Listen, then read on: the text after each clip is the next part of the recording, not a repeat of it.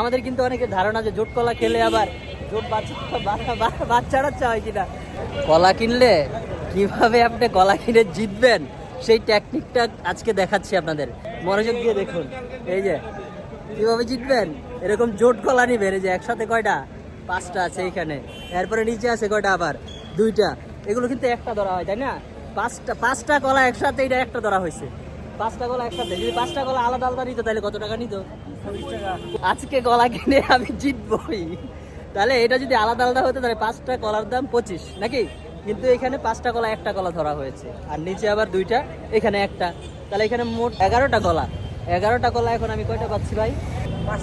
5টা কলা পাচ্ছি, কিন্তু মোট কলা কয়টা?